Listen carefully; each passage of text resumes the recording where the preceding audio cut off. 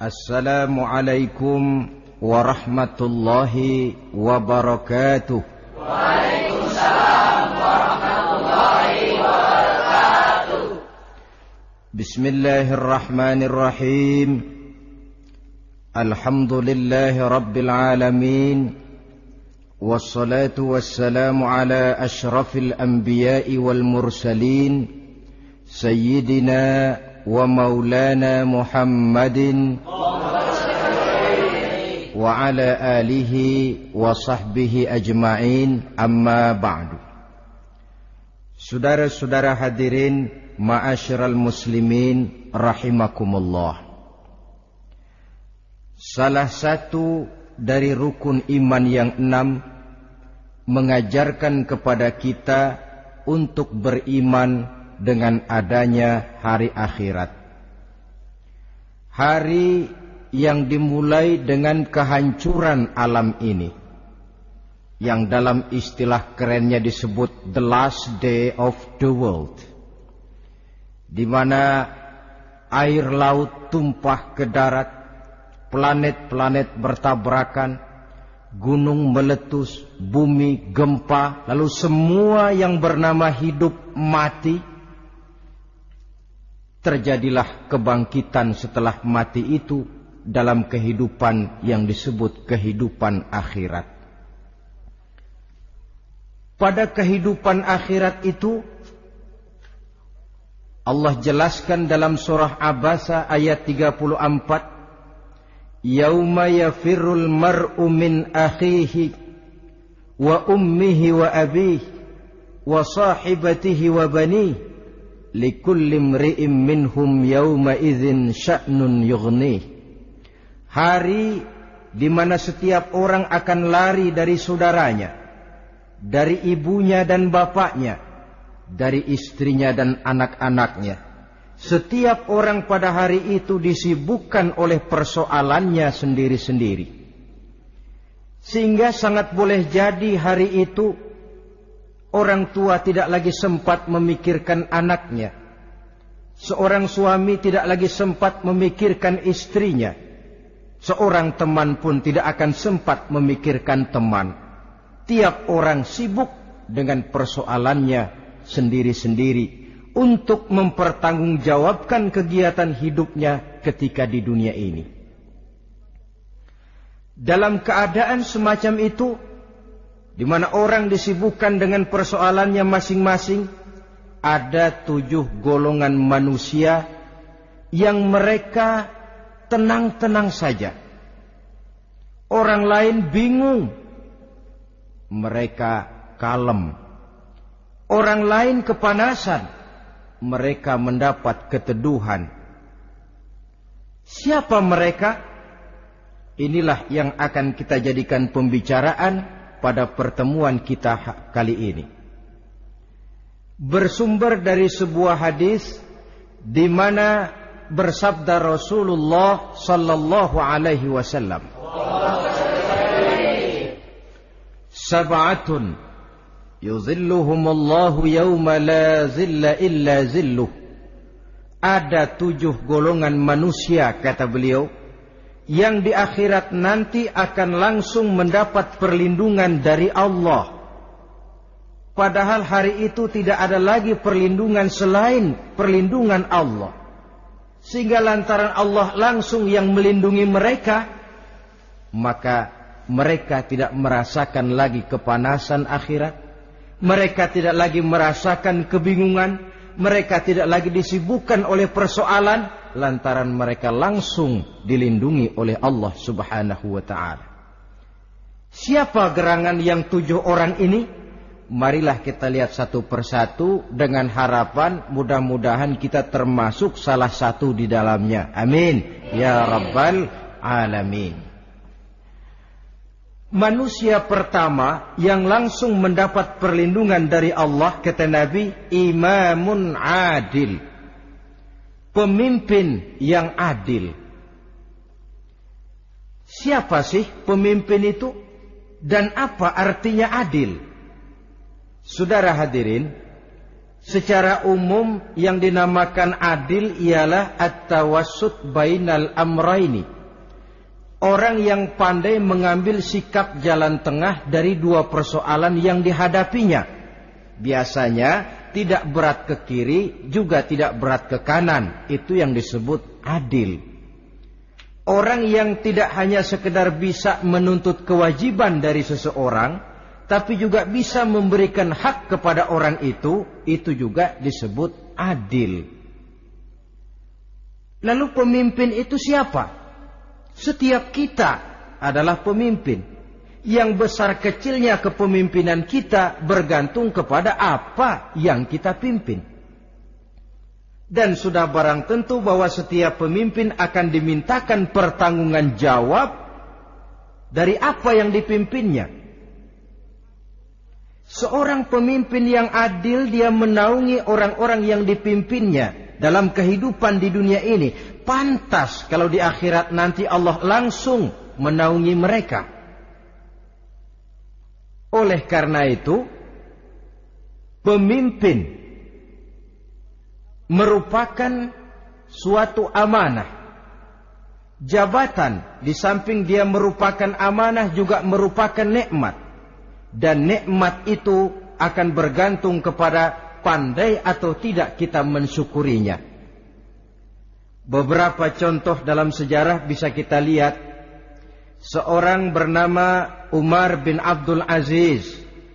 Pada saat beliau secara aklamasi dipilih menjadi pemimpin, menjadi presiden, ucapan yang pertama keluar dari mulutnya, Inna lillahi wa inna ilaihi raji'un.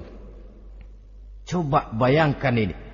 Dipilih jadi pemimpin, diangkat jadi presiden, bukan alhamdulillah, malah inna lillahi wa inna ilaihi raji'un. Kenapa? Dia anggap jabatan itu adalah amanah. Menyia-nyiakan amanah berarti khianat, dan khianat ini adalah dosa besar.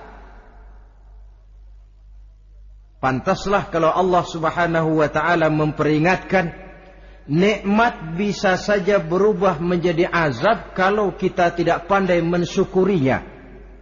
La in syakartum la azidannakum wa la in kafartum inna azabi lasyadid. Kalau kamu pandai bersyukur, aku tambah nikmatku. Tapi kalau kamu tidak pandai bersyukur, kamu ingkar, kamu lupakan nikmat Allah, awas, azabku amat pedih, kata Allah. Jadi berdasarkan logika dari ayat ini bisa kita katakan orang kaya. Ada orang kaya nggak di sini? Banyak. Ada orang kaya nggak? Yang kaya tolong dengerin. Orang kaya itu bisa masuk surga karena hartanya. Pun orang kaya banyak yang masuk neraka juga gara-gara hartanya. Tergantung syukur apa tidak syukur. Orang alim, ada yang alim di sini? Ada. Tolong dengerin orang alim, yang ustadz, yang kiai. Orang alim bisa saja masuk surga karena ilmunya, dan orang alim pun bisa masuk neraka karena ilmunya. Pejabat, ada pejabat? Banyak. Pejabat itu bisa masuk surga karena jabatannya.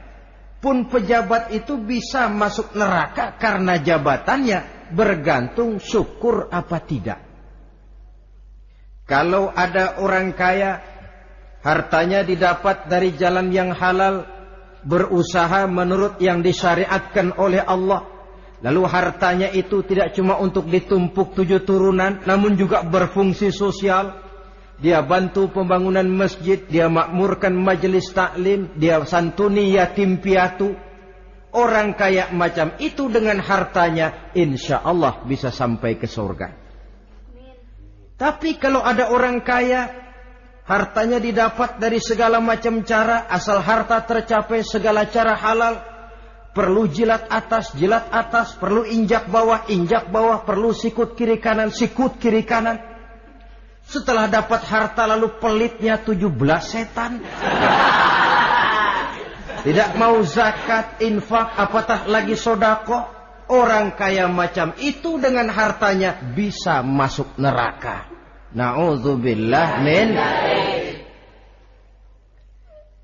Ada orang alim, dengan ilmunya dia bimbing umat. Dia katakan yang halal itu halal, yang haram itu haram. Dia katakan yang hak itu adalah hak, yang batil adalah batil. Dia tidak peduli apapun resikonya. Orang alim semacam itu dengan ilmunya bisa sampai ke surga. Tapi kalau ada orang alim, dengan ilmunya dia malah membodoh-bodohi orang yang memang sudah bodoh. Yang halal dibilang haram, yang haram dibikin remeng-remeng. Menjadi penjilat kesana kemari. Orang alim semacam itu bisa masuk neraka karena ilmunya. Begitu juga pejabat, pemimpin. Kalau dengan jabatannya sebagai pemimpin dia berlaku adil, menaungi rakyatnya. Orang besar salah dihukum, orang kecil salah juga dihukum. Tidak hanya pandai menuntut kewajiban, tapi juga pandai memberikan hak. Pemimpin yang adil semacam ini mensyukuri nikmatnya jabatannya, dia bisa sampai ke surga karena jabatannya. Tapi kalau dengan jabatannya dia berlaku sewenang-wenang, yang besar salah didiamkan, yang kecil salah segera ditegakkan hukum, hanya pandai menuntut kewajiban dari rakyatnya tapi tidak pandai memberikan hak, maka pemimpin semacam ini lantaran tidak pandai mensyukuri nikmat, bisa saja nikmat itu berubah menjadi azab. Oleh karena itu saudara-saudara, pemimpin menaungi rakyat. Pantas kalau di akhirat nanti Allah langsung menaungi beliau. Siapa pemimpin? Tiap kita. Bapak pemimpin di rumah tangganya, ibu pemimpin bagi anak-anaknya, Pak Lurah memimpin di kelurahannya, Pak Camat memimpin di kecamatannya, pemuda pemimpin bagi dirinya sendiri, akan dimintakan pertanggungan jawab. Kalian para remaja yang hadir di sini memimpin dirimu sendiri. Kau akan ditanya, tanganmu kau lebih banyak gunakan buat apa? Kakimu lebih banyak kau bawa jalan kemana? Lidahmu lebih banyak membicarakan apa? Dan hari pertanggungan jawab nanti kalian jangan berharap akan ada saksi dari luar. Saksinya anggota badan kita sendiri. Dalam surah Yasin Allah jelaskan, Al-yawma nakhtimu ala afwahihim wa tukallimuna aydihim wa tashhadu arjuluhum bima kanu yaksibun. Ada kan di surah Yasin? Ayat berapa? Pokoknya Yasin dah.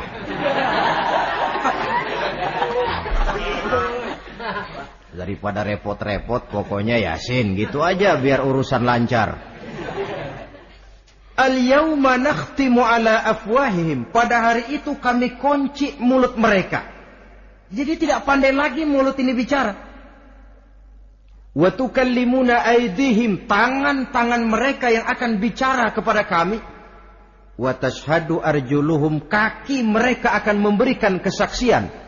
Bima kanu yaksibun, terhadap apa saja yang telah pernah mereka lakukan dalam kehidupan di dunia ini. Hari pertanggungan jawab. Oleh karena itu kalau kita memimpin diri sendiri, berlakulah adil kepada diri sendiri. Nah, lalu masalahnya memang kita mesti adil kepada siapa saja sih? Ada 3 hal pokok yang kita harus berlaku adil. Pertama, adil kepada Allah. Yang kedua, adil kepada sesama makhluk. Dan yang ketiga, adil kepada diri sendiri. Adil kepada Allah artinya apa? Mendahulukan hak Allah daripada kepentingan pribadi. Kalau sudah datang waktu sholat asar misalnya, walaupun sedang enaknya latihan voli, berhentilah dulu sebentar. Sholat kita adil kepada Allah. Adil kenapa? Dalam contohnya dengan sholat misalnya. Sholat itu kan sehari semalam 5 waktu yang wajib. Betul apa betul? Betul. 5 waktu. Lah sholat itu, kalau sholat bagus, taruhlah 7 menit. Kalau sholatnya itu kilat, 4 menit. Ada lagi yang kilat khusus, nggak pakai perangko, 2 menit barangkali selesai. Taruhlah 5 menit kita ambil yang bagus. Kalau 5 waktu kali 5 menit kan cuma 25 menit. Sementara Allah memberikan kita hidup ini 24 jam sehari semalam. Cuma 25 menit diminta untuk ibadah kepadanya. Tidak sanggupkah kita berlaku adil? 25 menit ini untuk menghadapmu ya Allah. Sementara engkau telah memberikan restannya 23 jam 35 menit untuk hidup. Dalam sehari semalam. Mendahulukan hak Allah daripada kepentingan pribadi. Adil kepada Allah. Adil yang kedua, adil kepada sesama makhluk. Adil kepada manusia. Adil kepada binatang, adil kepada alam, yang kalau prinsip keadilan itu kita langgar akan membawa efek bagi diri kita juga. Manusia sekarang kan tidak adil kepada alam. Misalnya apa? Hutan ditebangi secara liar. Gunung-gunung menjadi gundul. Akibatnya ketika turun hujan terjadi erosi, banjir melanda kemana-mana. Tanah longsor terjadi. Akibatnya terkena manusia juga kalau mereka sudah tidak menjaga keseimbangan alam ini. Adil kepada orang lain, apakah itu namanya tetangga, teman, keluarga. Dan yang ketiga, adil kepada diri sendiri.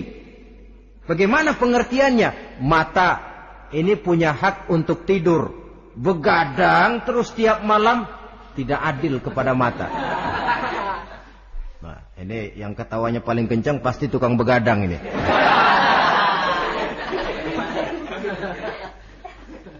Perut ini punya hak untuk tidur. Puasa saja siang malam mengurangi hak perut. Adil kepada diri sendiri. Untuk kehidupan yang akan datang di akhirat, pasti akan kita temui. Kita yakini keberadaannya. Yang oleh karena itu, kalau kebetulan kita ini adalah pemimpin, sekurang-kurangnya pemimpin bagi diri sendiri, marilah kita berusaha menjadi pemimpin yang adil. Supaya nanti di akhirat, Allah Subhanahu wa ta'ala memberikan perlindungan langsung kepada kita. Amin. Ya Rabbal Alamin. Ini yang pertama. Lalu yang kedua, orang yang akan langsung mendapat perlindungan dari Allah, syab nasha'a fi ibadatillah. Orang muda yang tekun beribadah kepada Allah. Anak muda yang rajin ibadah. Kenapa kok Nabi bilang anak muda, bukan orang tua? Apa orang tua yang rajin ibadah Allah enggak senang? Tentu Allah senang. Cuma Allah lebih senang lagi kalau ada anak muda yang rajin ibadah. Sebab apa? Kondisi psikologis. Kalau ada orang tua rajin ibadah, itu mah pantas. Emang udah waktunya. Ada orang sembayangnya rajin, masuk masjid, masuk maghrib, keluar isya, malam tahajud, tahlilnya mantap. Umurnya berapa? 70. Enggak istimewa. Itu memang sudah mestinya. Lagian kalau sudah 70 masih bandel aja, kapan mau taubat? Tapi kalau ada anak muda, darahnya masih mengalir dengan panas, dia masih berusaha mencari bentuk-bentuk kepribadian dalam dirinya, dia masih mudah terpengaruh oleh lingkungan, tapi dia sanggup memblokir itu, disalurkannya di jalan Allah, dia tekun beribadah. Allah cinta betul pemuda semacam itu. Sehingga nanti di akhirat mereka langsung mendapat perlindungan dari Allah Subhanahu wa ta'ala. Selalu pembangunan yang mengarah kepada modernisasi diikuti dengan proses pergeseran nilai. Dalam kondisi semacam ini, kehidupan remaja pemuda yang masih mencari identitas dan pembentukan kepribadiannya mudah terpengaruh oleh hal-hal yang ada di sekelilingnya. Sehingga sangat boleh jadi apa yang dianggap orang dulu tabu, lalu dianggap biasa. Yang aneh-aneh malah dijadikan model. Yang dilarang malah nekat diterjang. Di mana norma dan kaedah-kaedah moral tidak lagi mendapat perhatian yang wajar. Dalam kondisi semacam ini terjadilah proses peluncuran moral. Dan hampir di mana-mana kehancuran suatu bangsa dimulai dengan kehancuran moral daripada generasi mudanya. Oleh karena itu pemuda yang tekun ibadah ini sangat positif dampaknya dalam kerangka pembangunan umat. Pak, ibadah itu apa sih? Kalau jadi pemuda yang tekun ibadah, apa kemana-mana mesti bawa tasbih? Mungkin. Apa mesti pakai peci terus? Boleh jadi. Apa kemana-mana mesti pakai kain sarung? Ya tidak juga. Ibadah kan artiannya luas. Segala perbuatan yang diperintah dan karenanya bertujuan mencapai ridho Allah, itu bernama ibadah. Kalian remaja berangkat menuntut ilmu, pergi pagi pulang siang, membekali diri, menuntut ilmu itu ibadah. Kalian pulang ke rumah, ibu bapak memerintah, taat kepada orang tua, ibadah. Membersihkan lingkungan, ibadah. Bahkan jaga di waktu malam pun kalau untuk dengan niat, bismillah, saya jaga malam ini untuk ketenangan rakyat supaya mereka tekun dan tenang melaksanakan ibadah. Itu tercatat sebagai amal soleh yang bernilai ibadah. Jadi tidak cuma sekedar sujud, tidak cuma sekedar baca Quran. Seluruh aspek kehidupan manusia yang diperintah Allah dan yang bertujuan mencari ridho Allah, itu bernilai ibadah. Pemuda yang tekun melaksanakan ibadah kepada Allah. Apalagi terutama adik-adik remaja yang hadir pada kesempatan ini. Masa muda itu masa yang paling indah memang. Sampai orang Kulon bilang, there is not delightful memorize. Iya, Barat itu kan Kulon. Saya lebih senang pakai orang Kulon saja. There is not delightful memorize and then the youth moment. Bahwa tidak ada masa yang lebih indah selain masa muda. Tapi masa muda yang katanya indah itu sebentar.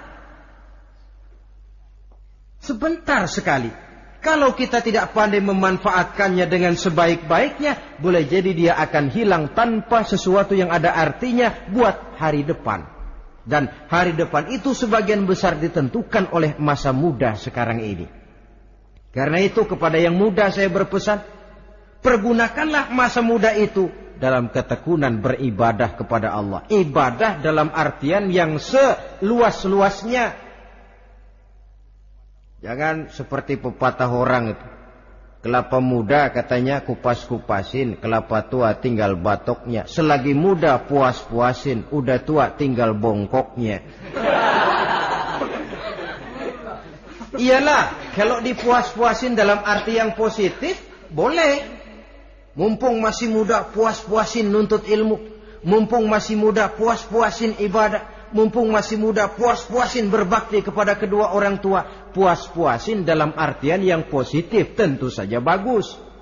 Tapi kalau puas-puasin dalam arti menghambur umur untuk sesuatu yang mubazir, bergadang di pinggir-pinggir jalan, lalu mulai berkenalan dengan morfin, narkotik, ganja, terperangkap oleh budaya-budaya modern yang menyesatkan, terpancing oleh model-model baru yang kelihatannya menarik tapi sebenarnya tidak bermanfaat. Entah pada akhirnya akan mendatangkan penyesalan kepada kita saja. Coba, belakangan ini saya dengar di Jakarta akan ada satu festival yang disebut Festival Ngeceng.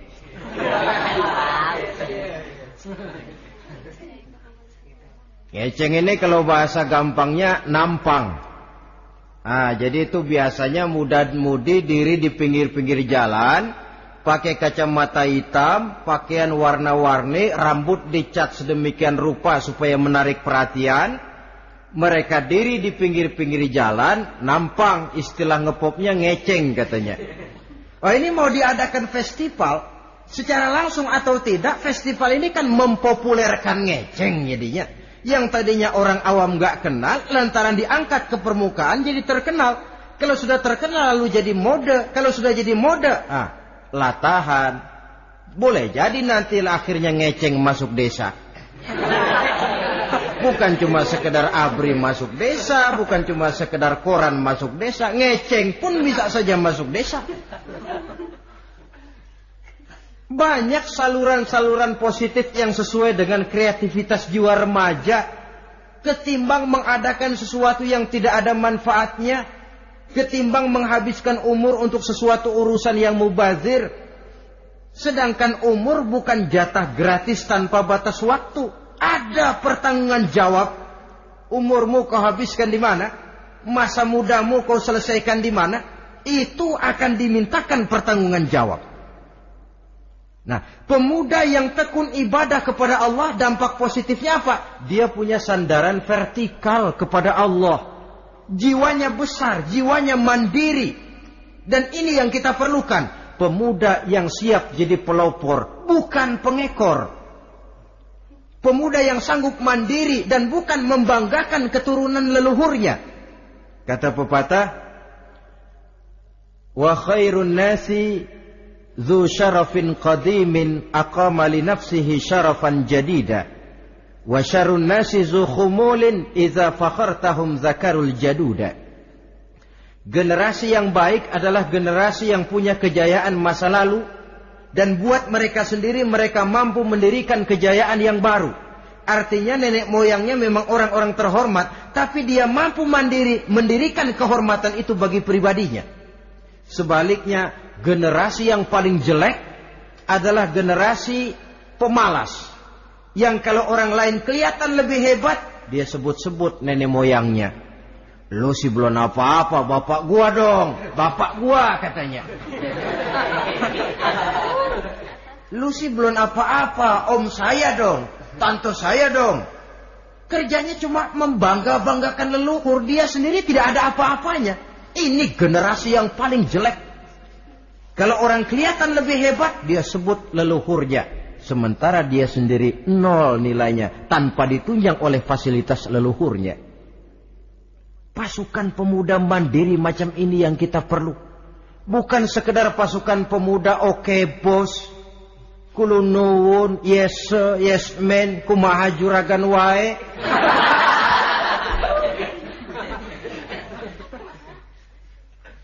Dan terus terang kita miskin dengan pemuda yang mandiri, yang punya kepribadian, yang berani berkata ya terhadap yang benar, dan berani berkata tidak terhadap yang tidak benar. Dari mana ini didapat? Sandaran vertikal dalam bentuk ibadah kepada Allah akan memantapkan jiwa, membersihkan hati, sehingga dia akan berfungsi seperti radar. Sandaran vertikalnya cuma kepada Allah. Inilah dampak positifnya. Karena itu, tentu saja kita berharap sekurang-kurangnya pemuda-pemudi yang hadir pada kesempatan ini menjadilah pemuda-pemudi yang tekun beribadah kepada Allah. Amin. Amin. Nah, baiklah ya. Itu tadi yang kedua. Kita lanjutkan sekarang yang ketiga. Orang yang akan langsung mendapat perlindungan dari Allah. Kata Nabi, rajulun qalbuhu mu'allakun bil masjid. Seseorang yang hatinya selalu terpaut kepada masjid. Apa arti terpaut kepada masjid ini? Apa orang yang gak pernah keluar-keluar dari masjid? Tentu saja bukan. Apa gunanya di dalam masjid terus kalau kerjanya cuma tidur doang? Maksud terpaut kepada masjid ini, hatinya selalu berpikir bagaimana memakmurkan masjid. Jasadnya boleh saja ada di kantor, boleh saja ada di pasar, boleh ada di sawah, boleh ada di ladang. Tetapi hasil daripada usahanya dia lalu berpikir bagaimana memakmurkan masjid. Sebab apa? Masjid merupakan center of activity, pusat daripada kegiatan umat. Kalau kita lihat fungsi masjid di zaman Rasul, Di masjid beliau berdakwah, di masjid beliau mengatur negara, di masjid beliau mengadakan perundingan, di masjid beliau bermusyawarah dengan para sahabat. Pusat daripada kegiatan umat. Dan memakmurkan masjid ini dasarnya tidak lain karena iman kepada Allah. Prinsipnya bagaimana kita menghidupkan masjid dan bukan mencari hidup di masjid. Kalau sudah prinsipnya dibalik, bukan menghidupkan masjid tetapi mencari hidup di masjid, saya khawatir masjid akan ambruk.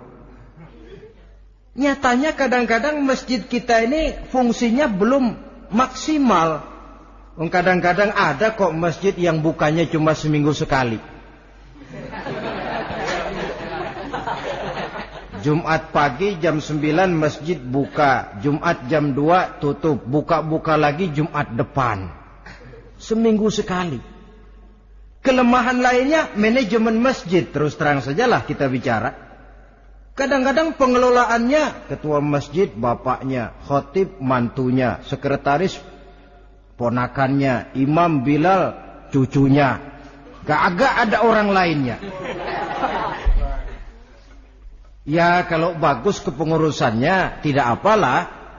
Tapi kadang-kadang kelemahannya ialah bagaimana menciptakan manajemen masjid yang baik sehingga masjid bisa berfungsi sebagaimana fungsinya di zaman Rasulullah sallallahu alaihi wasallam. Apalagi belakangan ini ada kecenderungan yang membuat kita optimis, gembira. Remaja, pemuda, pemudi mulai gemar datang ke masjid.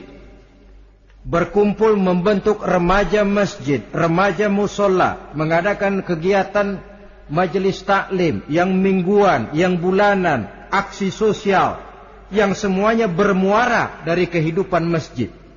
Sesuatu yang menggembirakan. Dan sudah sepatutnya para pengelola masjid membuka pintu untuk bisa mengatur masjid menurut manajemen yang diharapkan oleh umat. Karena bagaimanapun di masjid 2 jalur komunikasi, bahasa kerennya two-way traffic communication, itu bisa kita laksanakan. Yaitu hablum minallah wa hablum minan nas. Berhubungan kepada Allah dan berhubungan kepada sesama manusia bisa terlaksana di masjid. Berhubungan dengan Allah jelas saja lewat sholat misalnya. Berhubungan dengan sesama manusia jelas saja lewat musyawarah, lewat majelis taklim, lewat kegiatan-kegiatan yang mensyiarkan agama. Dan begitu selanjutnya. Saudara hadirin yang saya hormati, memakmurkan masjid sebagai rumah Allah. Sebab dalam hadis kursi Allah katakan, "Inna buyuti fil ardi al-masajid wa inna zuwari fiha ummaruha." Rumahku di permukaan bumi adalah masjid-masjid, kata Allah. Dan orang-orang yang memakmurkan masjid, orang yang datang ke masjid adalah tetamuku. Kalau Allah memerintahkan kita menghormati tamu, tentu Allah lebih tahu bagaimana menghormati tamunya sendiri.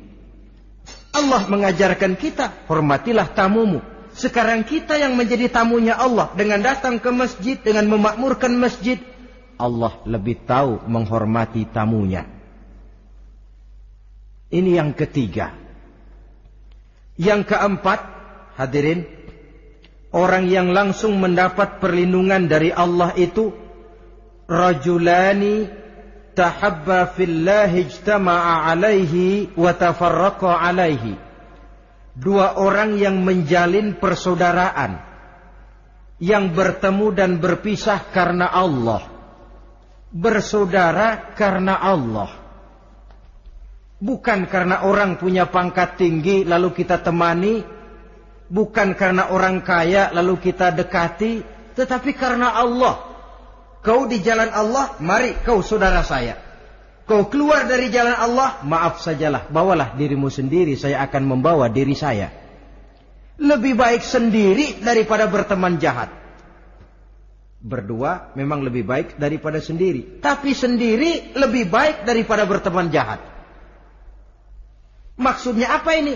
Sederhana. dalam benci, sederhana dalam cinta. Ukurannya Allah. Al-Quran mengisyaratkan, wa asa an tuhibbu syai'an wa huwa syarrul lakum, wa asa an takrahu syai'an wa huwa khairul lakum.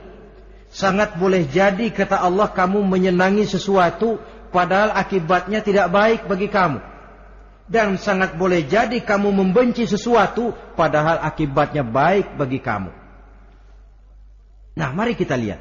Kalau orang bersaudara cuma karena temannya itu punya pangkat tinggi, saya yakin kalau temannya pensiun, persaudaraannya akan selesai sampai di situ. Kalau kita mencari teman cuma karena dia kaya, satu saat dia jatuh bangkrut, jatuh miskin, persaudaraan akan selesai sampai di situ. Tapi kalau karena Allah yang bisa memisahkan kita apabila orang sudah keluar dari jalur yang diridhoi oleh Allah Subhanahu wa taala. Oleh karena itu, kepada semua hadirin, mari menjalin persaudaraan dalam bentuk ideal yang diajarkan oleh Islam. Nilai persaudaraan yang diikat oleh akidah. Kalaupun harus benci, bencilah sederhana. Tidak habis-habisan ngebenci orang. Kalaupun harus cinta, cintalah sederhana.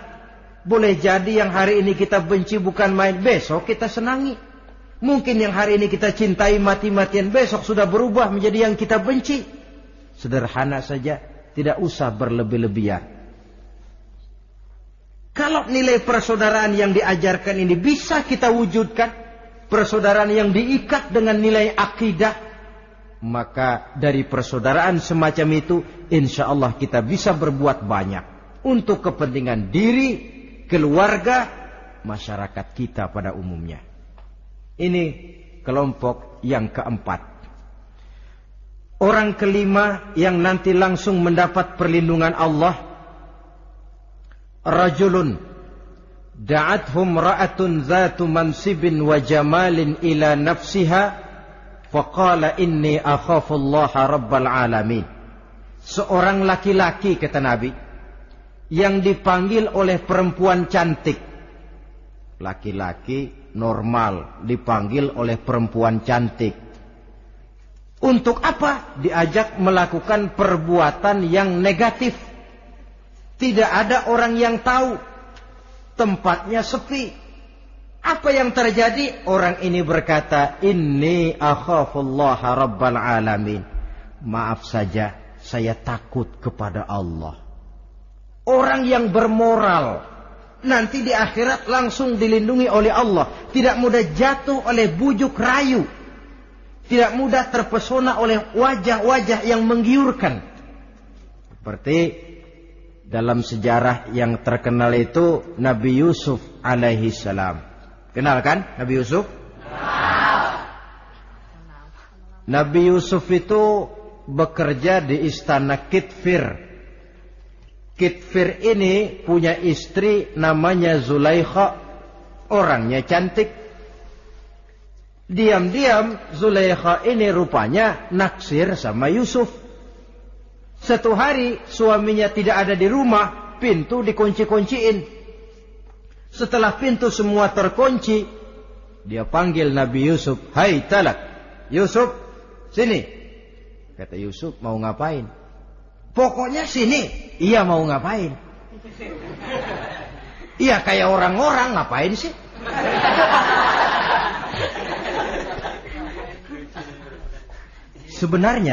Sebenarnya ini Zulaikha senang kepada Yusuf, Yusuf pun demikian. Walaqad hammat bihi wa hamma biha. Zulaikha menyenangi Yusuf, Yusuf pun menyenangi Zulaikha. Tapi apa? Walaula an ra'a burhana rabbih. Andai kata Yusuf tidak melihat peringatan Tuhannya, letter S. Yusuf, ini bukan pekarangan ente, dilarang parkir di sini. Sehingga walaupun tidak ada yang tahu, tidak ada yang melihat, Nabi Yusuf selamat dari bujuk rayu Zulaikha. Mempertahankan nilai-nilai moral di tengah kemajuan zaman memang merupakan pekerjaan yang tidak ringan. Merupakan pekerjaan yang sangat berat. Akan ada saja cobaan, Akan ada saja gangguan yang kita temui di sepanjang perjalanan hidup ini.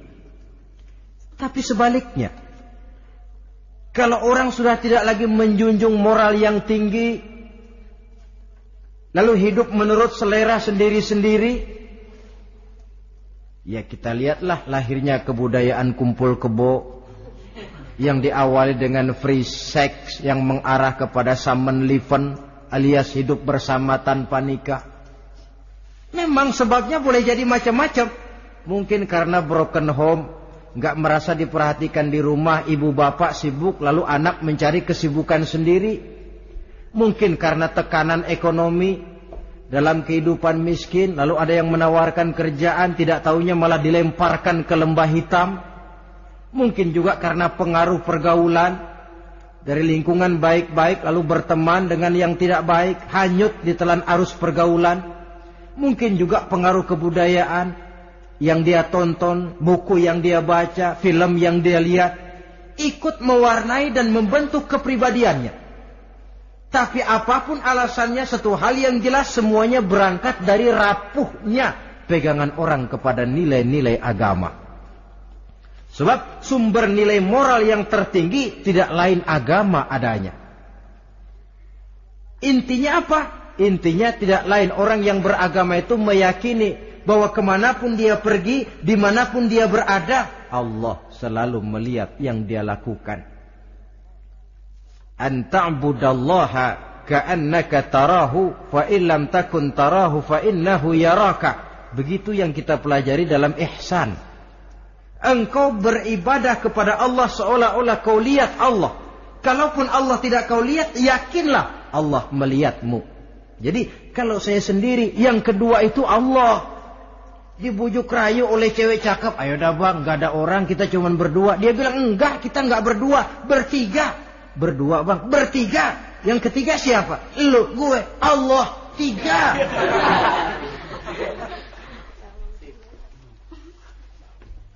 Di kantor mau korupsi, dia kasak kusuk, gerasak berusuk, cari apa yang seharusnya menjadi hak orang lain. Tidak ada yang lihat, tapi dia tidak sendiri. Saya berdua. Yang kedua, Allah. Merasakan kehadiran Allah dekat dalam hidup. Nilai moral semacam ini menyelamatkan masyarakat. Pantas kalau orang semacam ini di akhirat nanti langsung mendapat perlindungan dari Allah Subhanahu wa ta'ala. Karena itu terutama adik-adik remaja yang hadir, sebenarnya yang paling mahal dalam hidupmu adalah harga dirimu. Kalau itu sudah terjual dan tergadai, apalagi yang bisa kau banggakan dalam hidup ini? Titel yang berenteng barangkali, harta yang banyak, mobil yang serba berkilat barangkali. Tidak akan banyak manfaatnya kalau sudah dimulai dengan kehancuran daripada harga diri. Tidak ada yang lebih mahal daripada harga diri. Jagalah itu baik-baik. Pelihara nilai-nilai moral. Makin pandai kau jaga diri, insya Allah makin mahal hargamu. Dalam pandangan manusia, lebih-lebih juga dalam pandangan Allah. Pantas kalau pepatah bilang, innamal umamul akhlaqu ma baqiyat, fa in zahabat humu akhlaquhum zahabu. Suatu bangsa akan tegak kalau dia masih punya nilai moral. Bila hancur moral itu, hancur jugalah ketegakan daripada bangsa itu sendiri. Ini yang kelima. Yang keenam, masih dua lagi. Orang keenam yang nanti akan langsung mendapat perlindungan dari Allah, rajulun zakarallaha khalian fafadat ainahu. Seseorang yang mengingat Allah dalam kesunyian, lalu berlinang air matanya. Tengah malam dia bangun, bertahajud dia kepada Allah. Gemersik tikar tersentuh tangan, laksana lambaian tangan malaikat maut nak datang merenggut nyawa. Terbayang segala dosa dan kesalahan, tergambar semua kekeliruan yang dilakukan dalam hidup. Lalu air mata pun tanpa terasa berurai membasahi pipi. Orang yang mengingat Allah dalam kesunyian. Saudara, tidak ada orangnya itu yang tidak punya dosa. Coba saya mau tanya, yang kumpul di sini ada nggak orangnya yang nggak punya dosa? Tidak ada. Dan memang orang yang baik itu bukan orang yang tidak punya dosa. Sebab tidak ada orang yang tidak punya dosa. Orang yang baik adalah orang yang apabila dia melakukan dosa, dia segera sadar, dijadikannya itu sebagai pelajaran untuk tidak diulanginya lagi pada masa yang akan datang. Dengan kata lain, mengingat Allah dalam kesunyian itu artinya bertaubat. Ini kan anak muda sekarang ini kalau diajak bicara taubat, taubat mah urusan 70 ke atas, Pak. Kita ini masih lama. Padahal masalah taubat bukan masalah tua. Masalah taubat adalah masalah dosa, dan masalah dosa adalah masalah manusia sejak dia akil balik sampai dengan kehidupannya yang sekarang. Sengaja atau tidak, besar atau kecil, ringan atau berat, tiap kita mesti mempunyai yang namanya dosa. Allah Maha penerima taubat sepanjang nafas belum sampai di kerongkongan. Jikalau nafas sudah sampai di tenggorokan, baru kita mau melaksanakan yang namanya taubat. Kasihlah itu.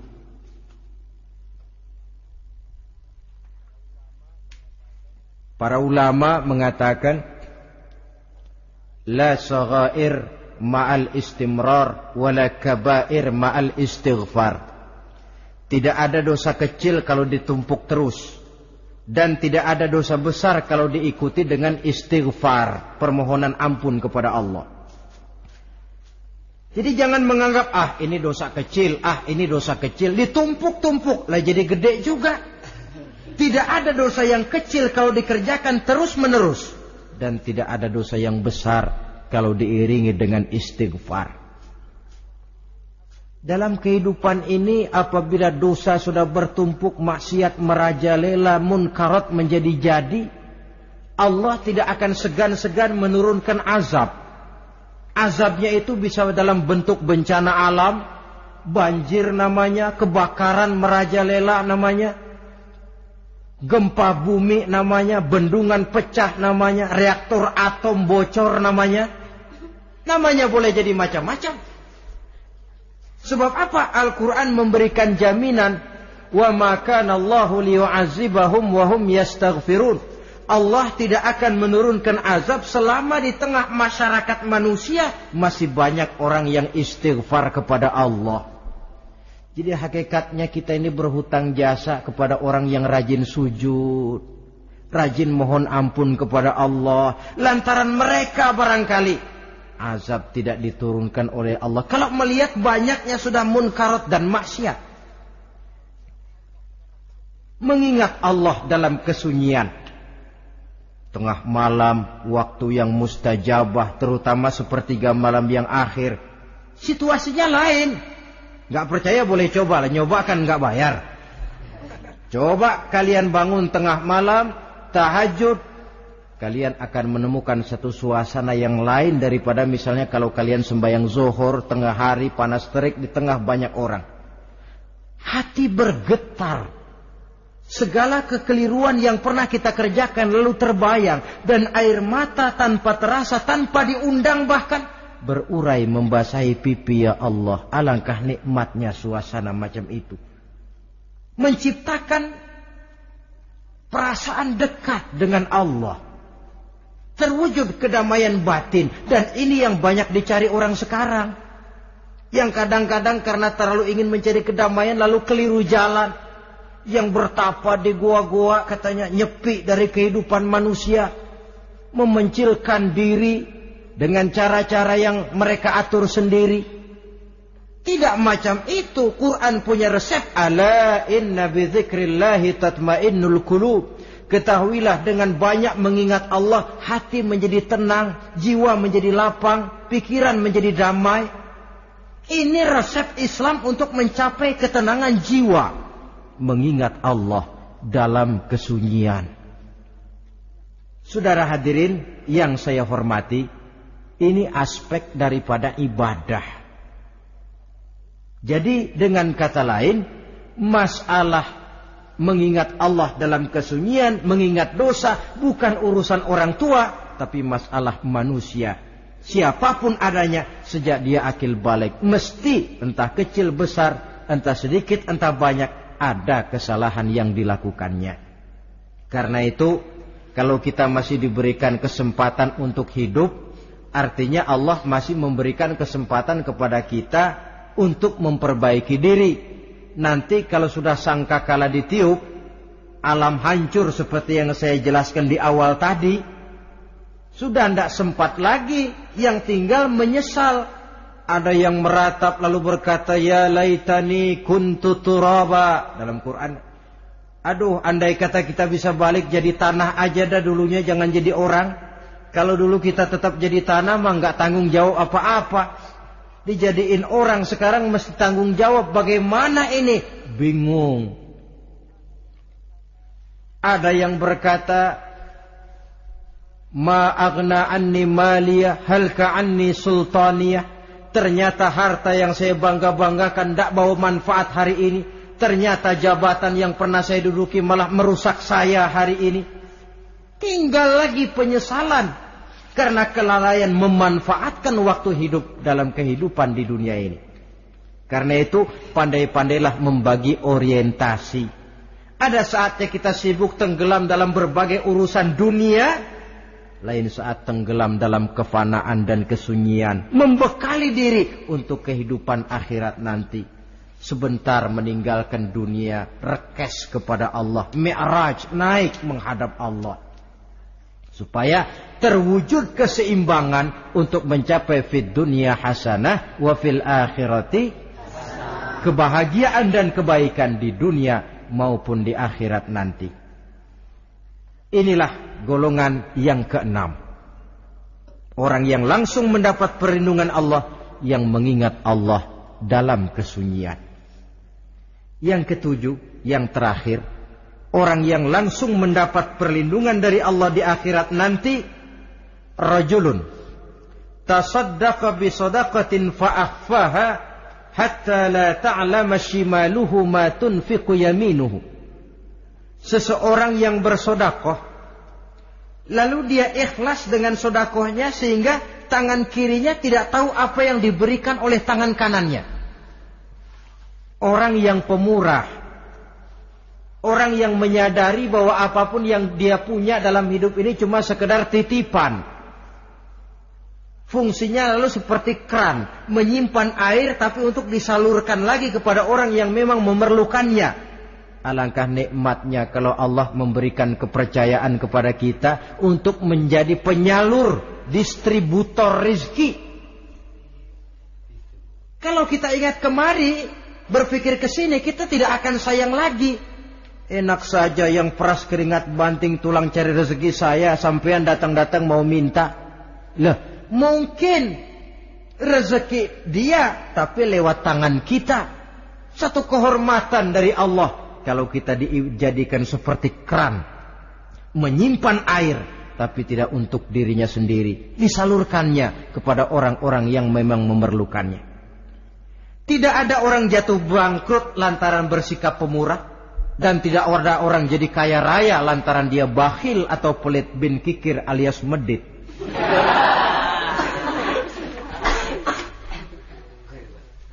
Dalam kitab Riyadhus Shalihin kita baca, tiap pagi ke alam ini turun 2 malaikat. Cuma kita nggak tahu. Dua-duanya berdoa. Yang sebelah kanan berdoa, yang sebelah kiri berdoa. Kata yang sebelah kanan doanya tiap pagi ini. Kata yang malaikat yang satu dia berdoa, Allahumma a'ti munfiqan khalafa.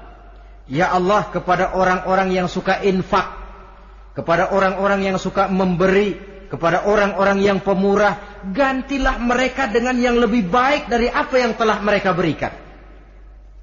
Lalu malaikat yang satu berdoa, Allahumma a'ti mumsikan talafa. Ya Allah, kepada orang-orang yang mumsik, bakhil, kikir, berilah mereka kerusakan dan kebinasaan di dalam harta mereka. Maka lihat sajalah, orang kaya tapi pelit, ada saja jalan yang kira-kira duitnya bakalan jadi keluar. dan nggak ada pahalanya. Apa kena musibah lalu berobat sekian juta, apa kemalingan, apa ditipu orang, ada saja cara duitnya keluar yang nggak ada pahalanya. Inilah prinsipnya. Allah mencintai orang pemurah. Dalam hadis kursi, uhibbu ahlas sakha wa hubbi lil faqiri syakhi asyad. Aku cinta kepada orang yang pemurah, tapi aku lebih cinta kepada orang miskin yang pemurah. Orang kaya pemurah Allah cinta, orang miskin pemurah Allah lebih cinta. Kenapa? Nilainya lain. Orang kaya sedekah 500, orang miskin sedekah 500, sama 500-nya, tapi saya yakin pahalanya lebih besar buat si miskin. Kenapa? Buat orang kaya 500 apa artinya? Sekelebatan. Buat si miskin 500 dia mesti peras keringat banting tulang. Tapi dia berani memberi seperti beraninya orang kaya. Nilai ini yang dilihat oleh Allah.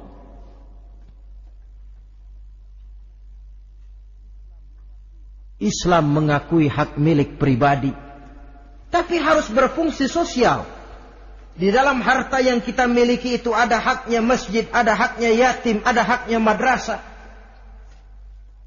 Dan Allah subhanahu wa ta'ala bisa, saya katakan di awal tadi, merubah nikmat menjadi azab kalau kita tidak pandai mensyukurinya. Bersyukur kalau diberikan harta artinya mempergunakan harta itu sesuai dengan kehendak yang memberinya. Allah memberikan harta kepada kita. Apa yang Allah kehendaki? Supaya harta itu berfungsi sosial. Milik pribadi silahkan, tapi berfungsi sosial dalam kehidupan. Kita terus terang saja, umat Islam ini bukan tidak punya potensi, tapi tidak pandai menginventarisir potensi. Apa tidak ada orang Islam yang kaya? Banyak. Yang belum banyak yang mau berbuat atas nama dan untuk kepentingan agamanya. Kalau buat pribadinya berani bukan main. Itulah yang sering diungkapkan orang, pembangunan pesantren terlunta, ya, asrama yatim piatu tidak terurus. Ada orang membangun masjid, meletakkan batu pertama sekaligus jadi batu terakhir. Setelah itu la yamutu wa la yahya, mau dibilang hidup tidak kelihatan geraknya, mau dibilang mati pun tidak ketahuan kuburannya. Kurangnya kesadaran akan arti amanah dan titipan dari Allah. Lahirlah korun-korun abad 20. Kalian tahu sejarah korun? Saking kayanya korun, kunci gudang hartanya itu saja onta yang bawa. Itu baru kunci itu. Onta yang bawa. Ketika orang tanya, "Anna laka hadza ya korun?" Hartamu begini banyak, dari mana kau dapat korun? Ya saya usaha, tidak ada hubungannya sama Tuhan katanya. Apa yang terjadi? Lantaran kekurang ajarannya melupakan nikmat. Korun dan seluruh harta bendanya ditenggelamkan Allah oleh gempa bumi. Makanya orang sekarang kalau dia macul ketemu harta, apa katanya? Gue dapat harta karun. Peninggalan si korun itu barangkali dahulunya. Saudara-saudara, oleh karena itu, kalau kita oleh Allah diberikan amanah berupa harta, pandailah bersyukur dan jadilah orang yang ikhlas dalam bersedekah. Nah, inilah pertemuan kita pada kali ini. Walaupun singkat, mudah-mudahan sekali lagi kita termasuk salah satu di antara 7 golongan yang di akhirat nanti langsung mendapat perlindungan dari Allah. Terima kasih banyak atas segala perhatian. Mohon maaf atas segala kekurangan. Usikum wa nafsi bitaqwallah. Wassalamualaikum warahmatullahi wabarakatuh.